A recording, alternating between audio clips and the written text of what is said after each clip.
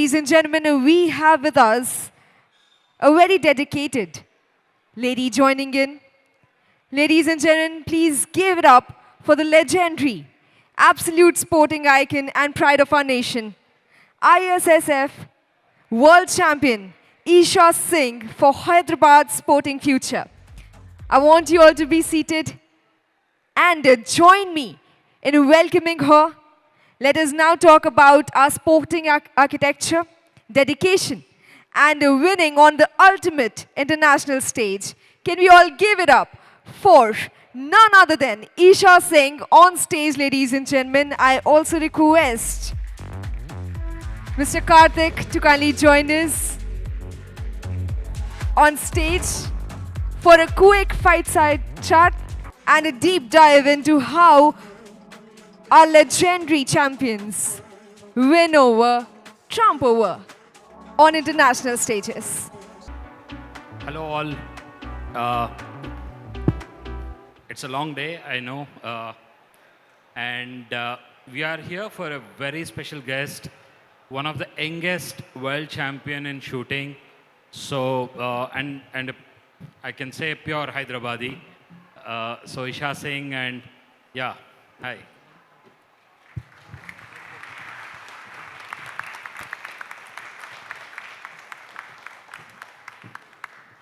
So I'll just give you a very brief about Esha. So Esha, she is the youngest world champion and a world record breaker in shooting. And recently, a month back, a month back, she broke the world record in pistol shooting, 25 meters. So that's a very proud moment for India and Hyderabad. So welcome, Esha. So Thank I'll you so just much. make it very quick before we jump into the actual conversation. So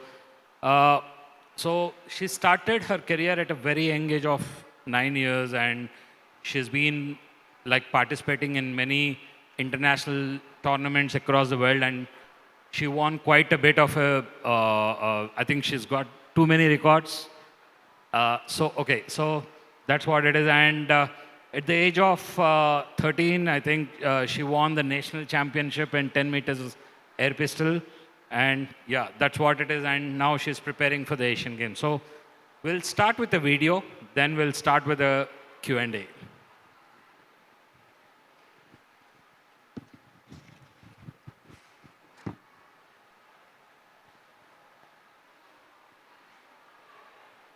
This is the moment when Esha broke the world record. This is the moment, and so a big applause for that. And the world record is out of 40 shots, she hit 43 accurately. 50? Sorry, out of 50, 43 she hit accurately. I think that is the world record. No one else could beat till now. So, Esha, let's get into our discussion very quickly. So, okay, you have seen the video. I think everyone are seeing the video here. So, I just wanted to know, just take us through that journey of that last moment. What were you thinking? What was going on while you were like going with your final shot? And did you know you are about to break a world record at that point of time? Actually, I did not know that.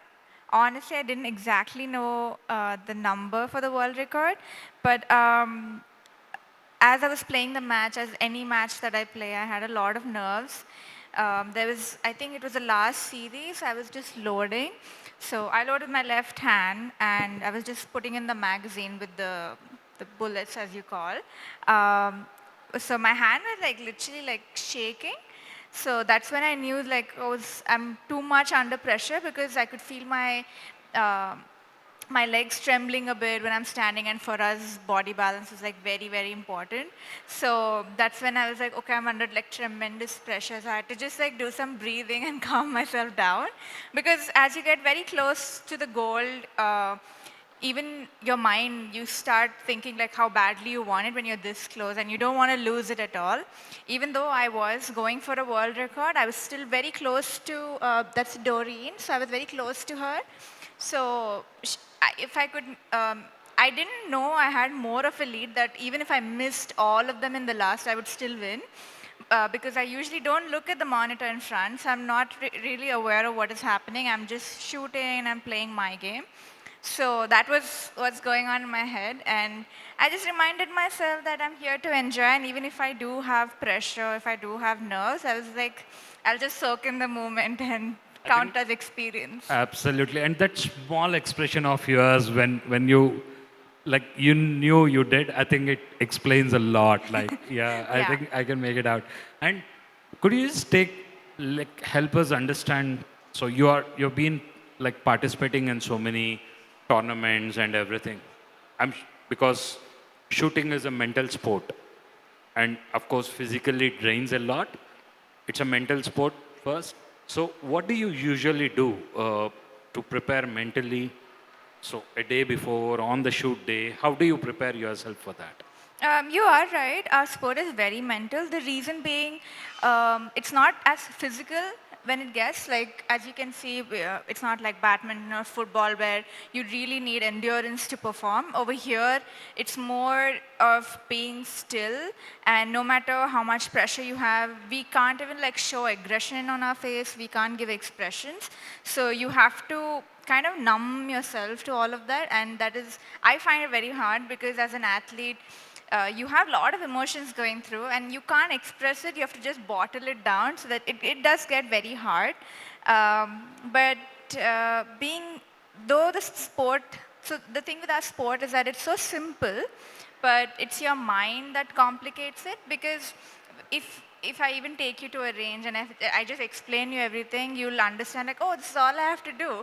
But the problem comes when you are at a very big level and you have to showcase that in front of everybody, and that's where your mind comes in play, and that is one thing you have to control. I think experience counts a lot in my sport, because as you play, I think your mind is so vast. You can go from one thought to another in like a few seconds, and you never know how big that thought can really take over you. So experience, I would say, is very important, and we have a lot of mental exercises. So we have a few psychologists on board, we have a few mental trainers just to make your mind a bit stronger. Working on it every day, I would say that's what we do. Nice. So let's just go back to your childhood. I have some couple of questions which I wanted to ask you. So I read somewhere that before shooting, you tried a lot of other sports, right? So what attracted you to shooting? Any specific thing? I'll be honest, I think I liked shooting because it was very unique. And though I was 9 years old when I realized that, okay, nobody else is doing it, it would be a really cool thing taking up a sport that nobody plays. Because I myself, I didn't know shooting was a sport. I thought it was more like a hobby people play, like on weekends. But yeah, when I found out it was a sport and I can take it up at such a young age, I genuinely thought that was very cool. And I think with real guns and real ammunition. So that's the reason I took it up. And another big reason being that it's not very challenging endurance-wise. And since you said I played a lot of sports, I played a lot of tennis. Badminton was one. Then I did a lot of skating as well in school, and all of them require endurance. And I think I just realized that it's not my thing to do it all, running around and building up your cardio strength. So this was one, I thought it was very easy to do. You have to just pick up a gun and shoot. But as I was playing, I was like, okay, this is very hard. Nice. So one of the things, like, okay, at 10, you won the national championship. And 13. pardon me? 13. Oh, sorry, 13. Yeah, sorry. 13, you won the national championship, and now you're 21, right? Okay. So what is that 13-year girl going to talk to the 21-year-old girl now?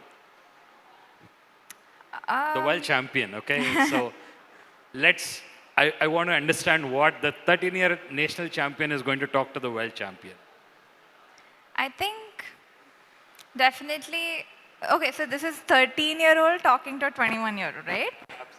Okay. And this is after everything I've won? I think I would just be very proud of myself, and I would think like this is unbelievable, because back then I never really thought I would be at a level like this, doing things nobody's ever done before. And at that time, just winning that nationals was like the biggest achievement for me. So thinking of myself in the team, wearing the jersey, and playing for my country, so many internationals. I think I would be genuinely proud, and I would think like that's the coolest girl I know. Nice. Oh, now, so for your journey, like in your whole journey till date, your parents played a very key role, right? So I just wanted to understand, so what kind of a pressure they carry when you lose, when you win? So what kind of a conversations you have with them? Um, I think any athlete could be able to relate to this, because even though your parents can be very supportive, in the back of your mind, they do somehow unconsciously put pressure, because you do want to impress them and you do see them also working hard. So, you know they are also putting so much effort in. So it's more of you creating that pressure, but it's not nothing of their intention. But everybody does have that. I think even if you're a student, you're like, I want to make my parents proud. I want to do the best and give back to them. So unintentionally it does fall on you, but you have to remind yourself that sometimes it's okay to enjoy, and it's okay to make mistakes. It's okay to have a few fallbacks, because those experiences really teach you. And when in moments you really need something of a wisdom, these are the experience that really count. You know how to handle that situation. You know exactly what you did back then, and a mistake you don't want to repeat. So I think, yeah, that's what I would do. And who is more emotional? Is it you or your mom or dad or at the time of the competitions? My mom, she can't even watch my match. She watches it after I win. Nice. And what kind of an learnings you get from them usually, like while discussing any learnings you get? I understand like you're on the field, but off the field, because of the kind of a pressure they carry, I'm sure they're going to give you a lot of learnings, right? What kind of a learnings you get from them usually? I think mostly I get from like my dad, because he was into sport. He tries his really best to like correlate racing into shooting. And I was like, how do you even do it? Like, this is completely different from mine. But he tries his best. He kind of like relates an accelerator to my trigger, and he's like, you have to do it very slowly. I remember even when he would teach me driving in the initial days, he would tell me like, think of it as a trigger, and like the accelerator very slowly like press on it so that you don't raise the car too much. I think he's getting better at the references, but I'm a dad, so I have a son, and he's driving. I understand how what kind of a pressure yeah. I carry while he's driving. Yeah, I can totally relate to that. So I think most of the learnings come from him. He tries to tell me about his experiences, what he would feel when he used to perform. Yeah. And could you just help me understand, uh, like what are like how good is how do you separate a good shooter and a world class shooter? Is like, could you help? Like, can you separate? I think in those terms, maturity plays a big role, because it depends how that person handles a certain situation. Like a good shooter, if they win or they don't win, they would sulk about it.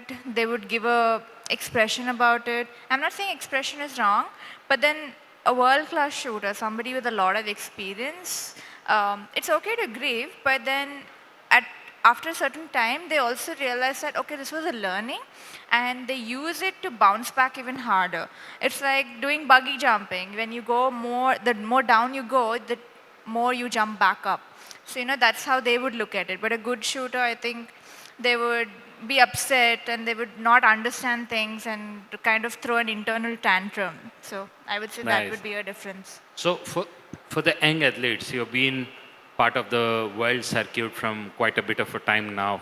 So, for an young athlete, what kind of an advice would you give to handle the pressure and also the expectations?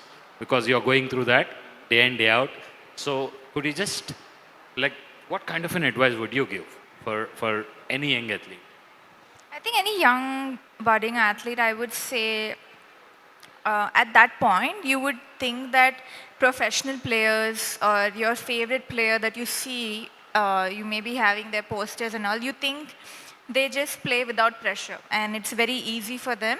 But that's not how sport goes. It's just experience. Everybody has pressure, even if you are new to a match. If you're just been training and you have a first match coming up, everybody feels that heartbeat, your heart racing, hands shaking. Everybody goes through it. It's just we deal with it and we play like that.